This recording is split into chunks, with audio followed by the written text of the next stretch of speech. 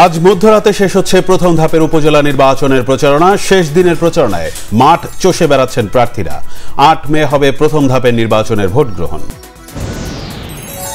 জাতীয় নির্বাচনের মতো উপজেলা নির্বাচনেও ব্যবসায়ীদের দাপট। ৫ বছরে অস্থাবর সম্পদ বৃদ্ধিতে অনেক উপজেলা প্রতিনিধি পেছনে ফেলেন এমপিদের, টিআইবির রিপোর্ট। বিনা অনুমতিতে প্রত্নসম্পদ বিদেশে নিলে শাস্তির বিধান সহ দেশের স্বার্থ সংশ্লিষ্ট বিভিন্ন ইস্যুতে মন্ত্রিসভায় আলোচনা। বিএনপির গণতন্ত্রের প্রতি কখনোই আগ্রহ ছিল না বলেছেন আওয়ামী লীগের সাধারণ সম্পাদক ওবায়দুল কাদের। মন্ত্রী এমপিদের স্বজনদের উপজেলা নির্বাচন থেকে দূরে রাখতে কঠোর নির্দেশ।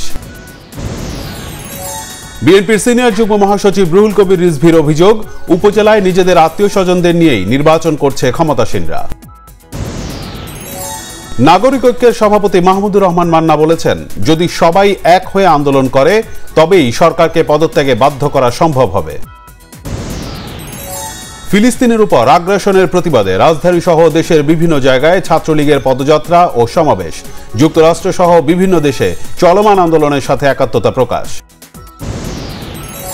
ঢাকা উত্তর সিটি কর্পোরেশনের মেয়র আতিকুল ইসলাম জানিয়েছেন, মশার লার্ভা জন্মানোর ২৬টি গুরুত্বপূর্ণ জায়গায় কাজ করছে ডিএনসিসি। সিলেটে সকালে মুষলধারে বৃষ্টি ও শিলাবৃষ্টি হয়েছে। নগরীর নিচু এলাকা ও নবগঠিত ওয়ার্ডগুলোর বিভিন্ন জায়গায় সাময়িক জলাবদ্ধতা দেখা দিয়েছে। দেশের বিভিন্ন জায়গায় ১৫ই মে পর্যন্ত কালবৈশাখী ঝড় সহ বৃষ্টিপাতের আভাস। বৃষ্টিতে তাপ কমায় জনজীবনে স্বস্তি। ৪৩ ঘন্টার চেষ্টার পর সুন্দরবনের আগুন এখন পুরোপুরি নিয়ন্ত্রণে, জানিয়েছেন ফায়ার সার্ভিসের পরিচালক। ধান এবং সবজির জিনগত সত্ত্ব বিদেশি কোম্পানিগুলোকে দেওয়ার প্রক্রিয়া শুরু হয়েছে দাবি করে উদ্বেগ জানিয়েছে চাষাবাদ ও পরিবেশ সংশ্লিষ্ট কয়েকটি সংগঠন।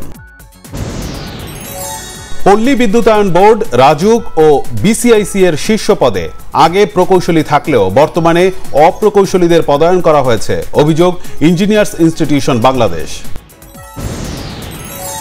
ইউসিবি ব্যাংকের সঙ্গে একীভূত হচ্ছে না ন্যাশনাল ব্যাংক। ব্যাংকটির নবনিযুক্ত পর্ষদের চেয়ারম্যান খলিলুর রহমান দিয়েছেন এ তথ্য। টেকনাফের বাংলাদেশ সীমান্তে আবারও থেমে থেমে গুলি ও মর্টার শেলের শব্দ শোনা যাচ্ছে। আতঙ্কে আশপাশের এলাকার বাসিন্দারা। যুদ্ধবিরতির আলোচনার মধ্যেই গাজার রাফায় ইসরায়েলি ব্যাপক বিমান হামলায় ২২ ফিলিস্তিনিকে হত্যার পর শহরটি অবিলম্বে খালি করার নির্দেশ।